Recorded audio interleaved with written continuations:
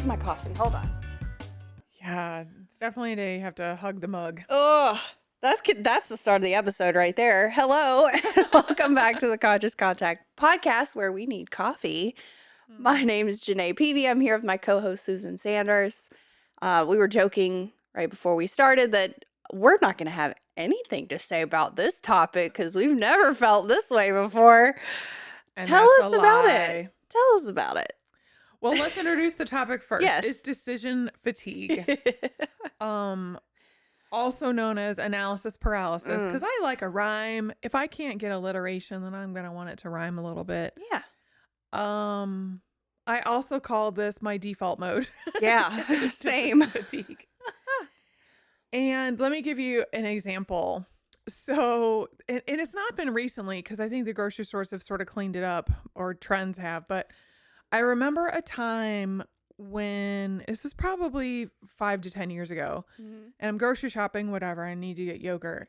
Standing in the yogurt aisle, and there are hundreds of kinds of yogurt. You've got Greek and you've got non-Greek, and you've got plain and you've got flavored, and you've got probiotics and not. And I started crying. I have 2 master's degrees and I manage multi-million-dollar budgets, and I can't choose the yogurt. Yeah. The struggle is real. It was bananas. Absolute bananas. And you know what I did? I left without the fuck the yogurt. Yeah. You know what? Nobody needs yogurt this bad. Our guts are just going to be probiotic free. And we turned out fine. That is the crux of decision fatigue for me. Yeah. So many options. I just spin out and fuck it, and I'm out. I just can't anymore with it. Ditto. Yeah. What does it look like for you? Yeah, that. Leaving without yogurt. That. Just leaving, period. The other thing that I run into also is as I have things in my cart, and this goes for groceries and for like a regular store, like a Target or something. I'm putting things in my cart. I'm walking around. I'm telling myself I'm having a good time. You're having a good time. You're having a good time. And I'm slowly talking myself out of buying each and everything that I have in my cart. And then I slowly go put back everything that I have selected. Interesting. I don't know where that comes from, honestly. Well, I was going to ask if it comes from the overwhelming amount of choices you have to make, so then you make the choice all over again to not have it. Yeah, I think it's that, and I'm worried I'm going to regret purchasing something already. Like that's where my mind jumps to. Yeah. Or I don't really need it, which is the case sometimes. Sometimes that's true. Yeah. But I think a lot of it is I don't want to have to think about this item anymore. I want my life to go back to how it was before I thought about this or saw this. Yeah. It's just like that hair trigger. Like I go from, okay, yes, this is a good find, or I need this or whatever, to I don't want to have to let this take up space in my brain or my body anymore and go to the checkout register and then continue to think about this item. Yeah. I want to be done. And then when you play the tape all the way through and you leave without those items, what happens after that? Most of the time it's great. Yeah. Most of the time I'm like, good job, me. I didn't buy unnecessary crap that I don't really need. Because if it is something that I truly have on my, like, here is your face wash that you don't change, you need to buy more of this. Yes. That is easy peasy. But again, that's not really a decision. Like, That's right. know I'm going to purchase this thing over again. I'm just looking for a sale at that point, you know? But yeah, it's the new things. I think I also, it's not that I'm not a clutter person. I'm definitely like maximalist clutter person. But as far as like individual items that people don't give to me that I purchase myself, I hate having a lot of that around. Like non-sentimental Interesting. attachment. Right. If it's not a knick-knack or something someone's given to me, it's hard for me to like bring more stuff in. I'm constantly getting rid of stuff. Luke probably thinks I'm insane. Just the amount of stuff that I like either put in a bin and then go look at it in a year and a half. And if I haven't thought about it, I get rid of it. Like Mm-hmm. any kind of, again, like decor items that I bought myself that I didn't get from a thrift store that are like I bought new for some reason. Mm-hmm. And then I get tired of looking at them eventually because there's nothing behind that. Right. For me, clothes as well is the same thing. Right. So you're pretty decisive about getting rid of things. It's the Yes. bringing them in that is Yes. the decision fatigue. What do I pick? Yes. And you just let it go. What do I pick? That's the whole problem. Mm-hmm. What do I pick, and am I picking the right thing? Yes. So let's Ugh. let's trace that, because that is one of the notes that I wrote about myself, that I do tend to. And I was talking to someone. I'm trying to remember the conversation. It might come up to me, but the gist of my decision making is I would rather do something and have to recover from it, have that regret and then have to deal with the regret, Uh-huh. rather than not do something and wish I had. So this Oh. is a little bit tangent to decision fatigue, because like I wasn't going to say, well, let me just buy one of every kind of yogurt and then Mhm. rather than not buy it. So that's a little bit different. But if someone so this will be like vacations I've gone on, Mm. or books that I've bought. Gosh, I'm trying to think of examples, but I would rather say, well, let me go ahead and do that and then have to process the fallout with my therapist, or apologize if it's Mm. something that I've said.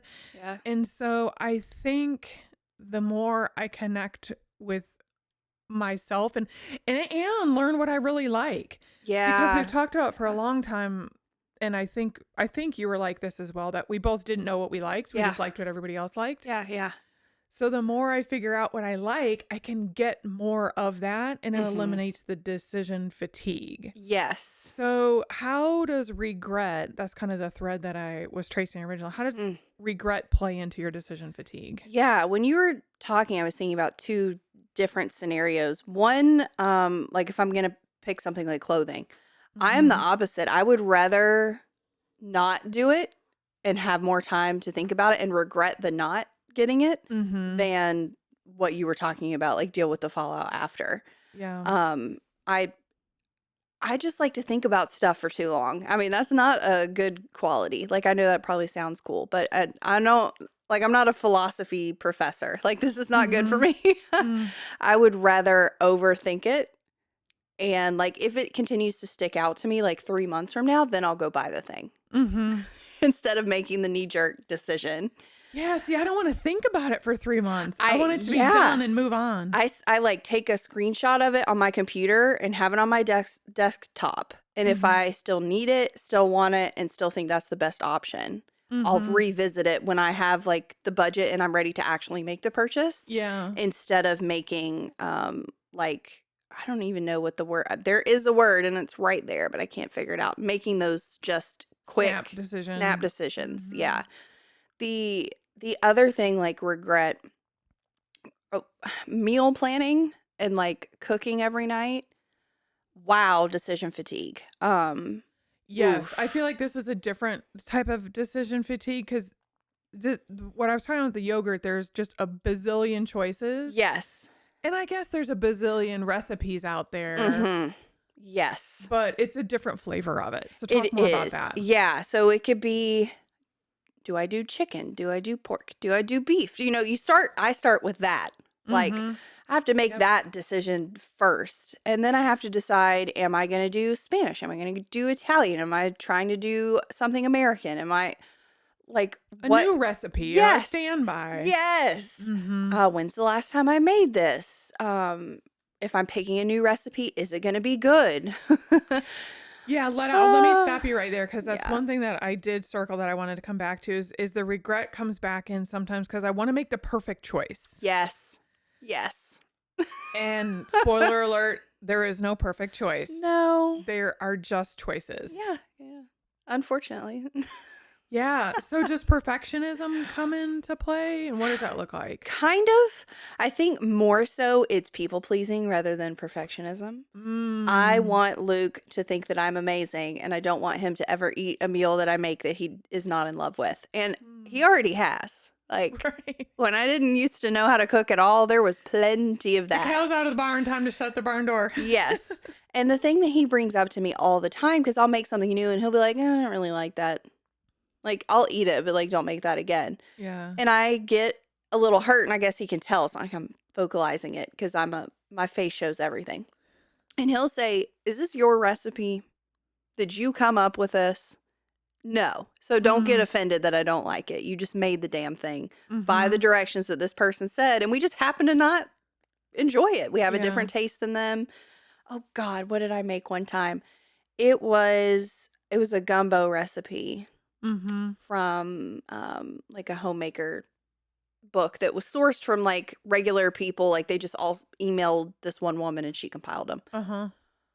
Susan, I have never tasted so much salt in my life. I don't know if her measurement was off and it was a typo, or this person, there's no way that she could eat this much salt. That sounds right up my alley. I love salt. I mean, I do too, but this was This was like, even beyond that, this huh? is what you would put on meat to preserve it back in colonial times. Wow. It was horrendous. It Like had to I have had been a to throw it typo. away. Yeah. Yeah. And I was like, I'm so sad because this took me 3 hours to make this fucking Right. gumbo. Yeah. And I had to make the not bechamel, where you brown the flour for a really long time till it looks like milk chocolate. Not a roux. Not a roux. Gosh, I can't. It's the base for gumbo. It's like a specific word that I'm never gonna remember. So we'll move So on. all of you listeners that are just out there shouting that word, please Yeah, tell us what it is. just comment it so I can be done with Make obsessing more over it. space for other things. Exactly. But yeah, it's the I don't want to regret the effort I put in. Right. I don't want to regret making it because then we don't have dinner. Not that that's Yeah. the end of the world, but because that is my job for all intents and Mm. purposes. Mm-hmm. A lot of those feelings of like getting a good review come into play. Like someone with a normal job would have a quarterly review or something. Right. So there is a little bit of like performance pride attached to that. And if I don't get a tens across the board type of thing, Mm. that's hard. But again, I'm not coming up with recipes on my own. Yeah. So the desire to have those tens across the board, you wouldn't call that perfectionism? No, because if I fall short, like if it's eights and I know it's eights, I'm like, good enough. Uh-huh. Yeah. But if it is like twos, Right. I think I have the same feeling as anyone else. Like, oh no, I put all this effort in and I still fell short. Damn it. Yeah. Yeah. That makes sense. And I think part of the idea of the trust and the trying things too the trust is part of the recovering from regret and imperfection. Yeah, yeah. Is now I'm trusting myself a little bit more to make some of those decisions. So as I figure out what I want and trust myself more, the decision fatigue comes in less. Yeah, yeah. So it's almost like, well, I don't need to solve the decision fatigue. I need to solve what's causing it. And it's been Yeah. interesting to kind of pick that apart. And do you find that there are certain times in your life that you have more decision fatigue than others? Right now. I Yeah. don't know. And why do you think that is? Broken record, my sleep. When Mhm. I have the cyclical depression that's happening right now. I mean, it is January. Um, a lot of the times when I haven't set myself up for success, like what I mean by that is more so like to-do list decision fatigue. Mm. Like, okay, I'm gonna wake up and I'll say what I do now versus what I used to do. Okay. Okay, I'm gonna wake up. I have a daytime moisturizer and I only have one. I'm not trying a million, and I have a daytime SPF, and that's all. That's it. And Mm-hmm. then my makeup routine is very specific. Like here is the concealer, the mascara, the eyeshadow, the brow gel. I don't buy anything else. I'm not trying out new stuff. I Right. don't play around with different eyeshadow colors. Like no decision fatigue there. All right, we're moving on. Mm-hmm. Clothing. Oh my God. I have tried a million ways to like not have to think about what I wear Same. other than like make a uniform. Which I mean, I guess I kind of have. Mm-hmm. In a way, I wear a lot more dresses than I used to because then I don't have to pick a shirt and pants. It's just one thing that I pick. Mm-hmm. I've whittled it down to where I know what styles of shoes that I like and I get the most use out of. And I have one in a brown and a black Right. of all of those. Just really, and I mean, it goes along with you saying knowing yourself more. That's right. Yes, Yeah. knowing what I use, knowing what I like, knowing what fits me, semi knowing what colors I enjoy on myself, all of that so that anything that I'm picking from is going to be something that I feel good in also. That's like a Yes. whole nother episode, but Yeah. that can be really hard getting dressed and continually not enjoying the way that you feel in the clothes that you have. Mm-hmm. Is a whole decision making process. Go ahead. Sorry, I But didn't mean to interrupt. no, you're good. And food, then you're like, okay, what am I drinking and eating in the morning? What am I doing when I first wake up? The more that I Mm-hmm. streamline my to-do list, like I have a morning routine checklist now, Mm-hmm. just because that I don't have to think until like 10 o'clock, Right. which is great. Yeah. And the more things I can make automatic, the better that my habits become as well. The Mm-hmm. less that I'm intentionally having to choose to do a thing. Right. Yeah. Right. And that's one of the things that has helped me is having a default choice. Mm-hmm. Like you were talking about your moisturizer and your makeup routine and Yeah. things like that. Um, and we're saying this because the decision fatigue isn't working for us. Yeah. There are going to be some people probably that are listening that are like, "Oh my God, so you have one eyeshadow and you have no eyeshadow?" Mm-hmm. Like, Mm-hmm. what in the world? I love all my eyeshadows. I love to be able to color my hair on the regular. I love to be, Yeah. and if that is what, again, the values, this is, making that conscious contact with your values and what matters to you Yeah. in an authentic way.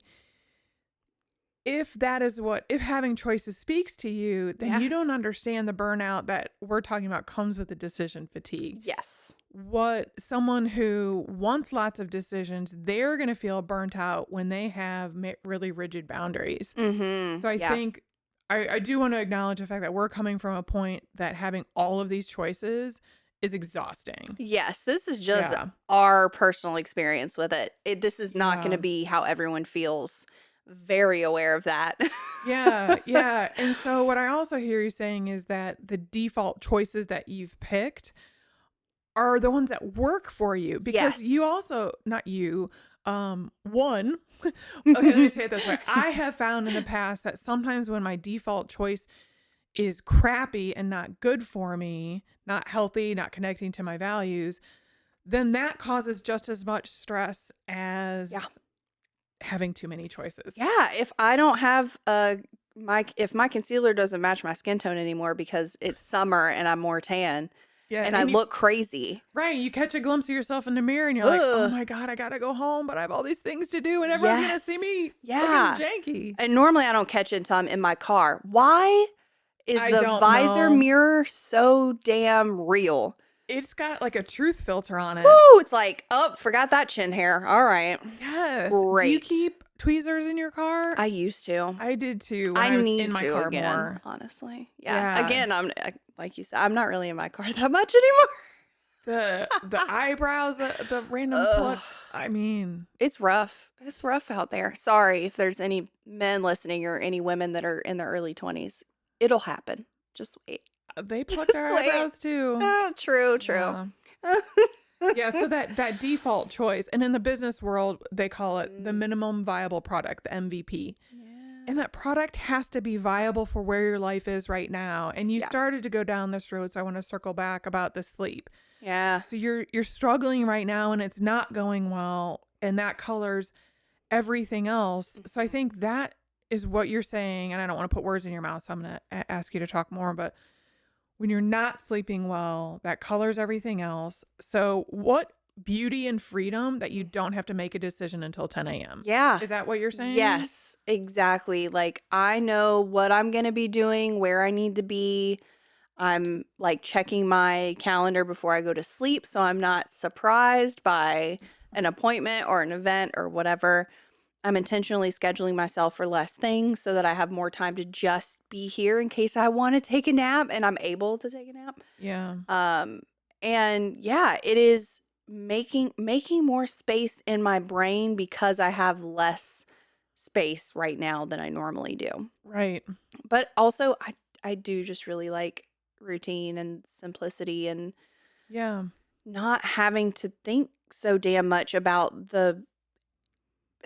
not insignificant because it's still things that you need to do in a day, like basic hygiene and stuff like that. But the less that I have to fill my head with like stuff of this world decisions, Mm-hmm. the more that I can be in my recovery or be in my spirituality with my higher power, be thinking about other people, be thinking of myself less. Mm-hmm. And that inherently makes me feel better. Yeah. Yes, I absolutely get that. But you have to remove a lot of decisions. And I mean, also, some people might not get it because, they go to work and they're at work for that huge chunk of the day. Mm-hmm. And there are decisions to be made there. But when I'm thinking back to my past, when I went to work, I had very clear expectations what I needed to do each day. There's Mm-hmm. to-do lists, there's projects, there's whatever. Like, yeah, there might be someone that randomly needs a meeting or a person that needs help with something that I have to figure out, like a crisis. Mm-hmm. But at home, I'm deciding what to do next on my to-do list, what to take out of the freezer to make for dinner, what to clean now, who to reach out to. Just Mm-hmm. there's so many tiny decisions. And then if you have children and you add that on top of it, you Yes. have to make so many more choices Right. every second Right. of the day. Yeah, Ugh. and I've read some things that say that there are, I think, close to 10,000 decisions we make in a day. Uh, I've not found like the original source to that, so it's somewhat anecdotal, but I would believe it. Like mhm. on the way driving here, there are probably 4 ways I know of to get to your house. Yeah. Yeah. So that's a decision. So the fact that I'm just going to take the same way every time. Yes. And I generally wear the same coat every day. If it's below Yeah. this is a coat I wear. If it's Yeah. this temperature to this temperature. And I'm like that with my breakfast and my lunch too. I have Mhm. like certain things I eat for breakfast, certain things I eat for lunch, because that eliminates when I sit down to make the grocery list. I Yes. don't have to think about it. Ugh. When I am hungry, angry, lonely, or tired because work is going off the rails, I don't Mhm. have to think, do I want to cut some cheese off the Velveeta block? And oh no, well, this is what I've already decided to Yeah. eat. So it eliminates a lot of the immediate and then also the tangential decisions I need to make. Yeah. And then I can decide, okay, am I making this decision consciously Mm. to add the Thin Mints to my plate at lunch because I've already decided I'm going to have the sandwich that I always have, Yeah. peanut butter or turkey. Sometimes I get real crazy and go back to peanut butter. But I can decide after I have taken care of my base level of Maslow's hierarchy of needs. Yes. I'm not Yeah. hungry and you're lonely, tired. Do I still want the cookies? Yeah. Yes, I do. I will Yeah. have those. Yes. Yeah. But you have the ability to make an informed decision. Yes, I That's like what that. all of this goes back to. Yes. Whether it's picking up a new item of clothing that you find that you're missing in your wardrobe, you have to get Mhm. clear on what you're missing first. Yes. It's like, okay, it's 20 outside. This jacket is not cutting it. And this is a real example because I saw it at Target. Again, this is one of those things like I saw it. It's on sale already. There's only one left. It's in my size. I'm like, okay, I'll think about this. So I left it Mhm. there that day. And then I guess it was this Monday, when the wind was just biting and it was freezing outside. And I've got like active puffers, like short ones that hit at my hips and stuff like that. Mhm. But I don't have a super long, like, I don't have a dog, but my thought when I see people wearing these is this is a take a dog on the walk when it's freezing cold outside, like super long, almost to your ankle puffer Yeah. thing. And I had seen a couple and they were like okay and they were really expensive. And I'm like, I don't know Mhm. about that. I live in North Carolina. I don't need Arctic rated puffer jacket. And I saw that at Target, I guess that Saturday before. And then Monday came and I said, I'm going to Target. And I went and it was still there. And I was like, this is destined. And I went to check out and I put it on before I left Target because it was That is so hilarious. cold. And then I Yeah. wore it yesterday. Or no, I wore it Tuesday. Didn't go anywhere yesterday. So I didn't wear it yesterday. I'll wear it today when I go for a walk. Mm-hmm. I knew that the hole was there because I keep kind of like a ticker of things that I could use that would be very helpful in my wardrobe that I don't Mm-hmm. currently have or I don't have a good option of, or that option might be falling apart and I need to purchase a new one, like shoes Yeah. or whatever. Yeah. And it just slotted in there, but I wouldn't have known to keep my eyes open. I wouldn't have made the decision to get it had I not Mm-hmm. already known that I didn't have something like this in my closet. And it made me feel good about that decision also. It became a non-decision once I realized it was a price that was out of this world. Mm-hmm. It fit a hole that I needed. And it was freezing that day, so it's immediately going to make me feel better. Right. It's like a huge comforter. It's the best. Yeah. But it is a getting down to your base functions as a human Mm-hmm. and setting yourself up for what do I need to like survive today and feel good, Mm-hmm. and then build on that or not build on that. Some days it's just Some days are survival mode. yes, Mm-hmm. yeah, and I've been in a lot of those recently, and I'll just meet my basic needs and then put together a puzzle for 5 hours. Like Mm-hmm. just be done with it. Yeah. But it does, if you don't understand what decision fatigue is, God bless you. But if you do, literally just continually looking at the processes you go through, I mean, just from waking up to going to sleep, look at how many choices you have to make and like Yeah. cut those down. I'm not there yet, but one of mine is like underwear. I need to just go get all the same in Mm-hmm. every color, in all the different cuts. That way, or maybe just all black. You know what I mean? Like Right. that way I just whoop Yeah. and be done because Mm-hmm.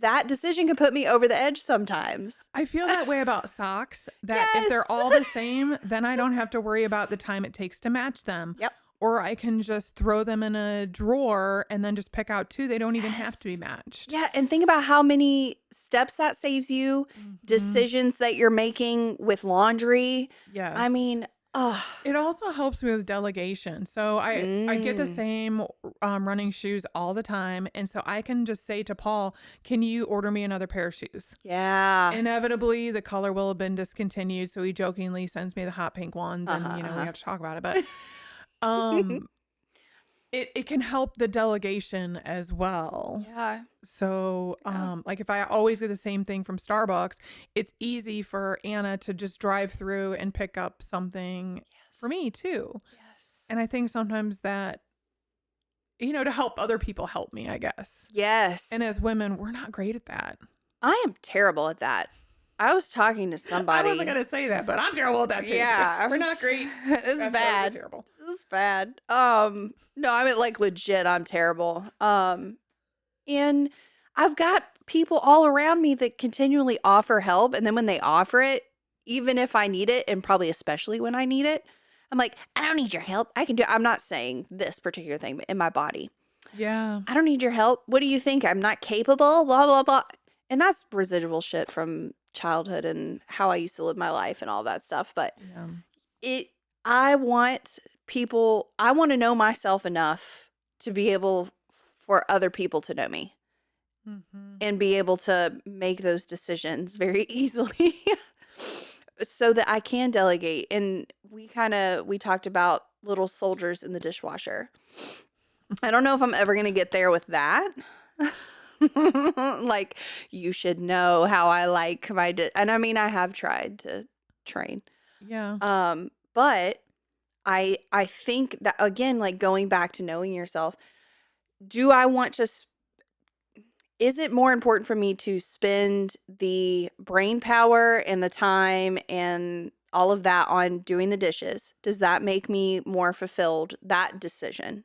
Mm-hmm. Or does me being anxious and watching someone else do it? Like, which one of those is less energy zapping? Right. And making Yeah. that decision. Yep. I had the same conversation with myself last night that I was so hateful that I had to go clean up the kitchen. and I'm using clean up the kitchen very loosely. Like it was put 3 plates in the dishwasher, like boom, done, put the pill in and hit Yeah. start. Yeah. God, I didn't want to do it. Am I going to be saltier at tonight, Sue, running the dishwasher? Or will tomorrow, Sue, hate that I didn't just take that 5 seconds? Yeah. And so I think kind of what we're getting at is when you're feeling that overwhelm and burnout and the prickly and the heat and whatever it means to each of us in our body, stop and think, like, what is one decision that I know is right Yeah. for me now, me in the future? Like, what feels most true? Not necessarily what we say to ourselves in our head. Yeah. Because I was like, well, clearly when Paul gets home, he's going to see I didn't clean the kitchen and he's going to blah, blah. Well, he's probably going to be tired when he comes home. So we all have the best intentions in our mind. But when we're feeling that in our body, you know, asking, what is the next right decision I need to make for right now? Yes. It doesn't have to be the same decision forever, because that's the other beauty that I have found in sobriety is it's okay to change my mind. Yes. There's no perfect decision. There's, you know, really no regret, because regret just tells me some information. Yeah. If it Don't make that recipe again. Right. If it went well, great. Do more of that. If it didn't go right, like, what is wrong with the recipe? It's just data. Right. It is just data. Yeah. The other thing that you touched on, I think sums it up really well too, is if you're struggling, like the undercurrent of what you were saying, if you are struggling to make a decision, how about choose an action instead? That way you don't have to decide anything. That's good. Instead of me deciding, should I do the dishes right now? Yeah. Why don't I just do it? Like the whole, like, if it takes less than 5 minutes, just do it mindset. Totally buy into that 100% for me anyway. That helps my brain a lot, because I think, oh, these dishes are going to take an hour. No, they don't. Right. No, they don't. Right. It can feel that way. But again, like, where are my headphones? Where's my podcast? Like, how about I need to get through it? Yes, like set myself up for success in that way. And yeah, just step into the action. What is the next right thing to do? Just do that instead of making a decision. Right. Decision. Just do. Yes. Yeah. Yep. Don't think, just go. Yes. Just go. Yeah. Yeah. Good. Well, any other thoughts on decision fatigue? No, I don't want to make any more decisions on what to talk about. So that's it. That is a great end cap. I wish I would have asked that after our joys. Well, let's transition into joy of the week. What do you have for us? The wonderful power of God doing for me what I could not do for myself, in a very surface level way. But I mean, it is a big way because I'm excited about it. I play Mahjong, and I have one game currently, and it's supposed to be once every week, but inevitably someone's out of town or something happens and someone can't play. So I've been kind of sad about that. I got an amazing automatic Mahjong table for Hanukkah, and I've been wanting to like have more games so that I can share that with people, and they just can't play that much. And I play during the day, and that can be hard for people. So I was volunteering at the, is it Triad or Greensboro Jewish Film Festival? It's one of the two. And there was a woman walking around with a Mahjong mask on. I was like, oh, I love your mask. She's like, do you play it? I said, yes. And then the two people that were volunteering with me heard that. And they said, oh, we're always looking for a fourth. And I'm like, wow, get out of here. Yeah. So I have a game next Tuesday. Fantastic. A new one with new people. And then I'll have one probably towards the middle or end of February with the other lady. So I gave them both my number, and I'm like, seriously, let me know, because I want to play. And that was that was great. Yeah. So when you went to go volunteer that day, were you gung-ho about going, or were you like, oh my God, I don't want to leave the house? Oh, yeah. I mean, I always feel like I don't want to leave the house. Yeah. I knew that I was just going to go and sit and like help them set stuff up and cross people's names off the list. So it was very like low stakes, very chill, but it was like I got to go. I got to find where to park. I got to find one entrance at Wellspring because there's like 50 million of them. And all of that went fine. Sometimes I feel like finding mahjong players, for example, is a reward for making the right decision. I think so. I think it's doing what the best version of myself would do and show up and, like, be able to keep my promises to people, be somewhere when I Right. say I'm going to be somewhere, like all of those Right. things. Yeah. Yeah. Yeah. And that really is the idea of God doing for me what I can't do for myself. And then we're Yes. rewarded with things like that. Yeah. Small Yeah. things, but Yes. they're meaningful. They are very Yeah. meaningful. Oh. What about you? Well, I have the best hairdresser in Greensboro. I know you can't tell it from looking at my hair. Sorry, Danielle. She see previous decision fatigue that we just talked about. Uh-huh. When I go in, I just want my hair cut. Yeah. Like, she is like a master colorist, always has done some amazing things. Like, her social media profile is just fantastic. And I will never knock on wood, I don't know, I might, but I probably will never take her up on her massive talent. Mm. And she is fine with that, and it just makes the most epic experiences for me every time I go. Like, she washes my hair 3 or 4 times. Yeah. She lets me read in silence. She shoos away the person who comes to schedule so no one bothers me when I'm sitting and reading. And she does the neck massage and the hand. She puts the towel on my face when I'm getting shampooed. Gosh. Like, I'm sure none of that is a haircut. Like, she's just cutting my shoulder length hair that I've had since I was 10. Mm-hmm. And it brings me so much joy every time. She doesn't care that I'm never going to have my hair colored, even though she's a master colorist. Yeah.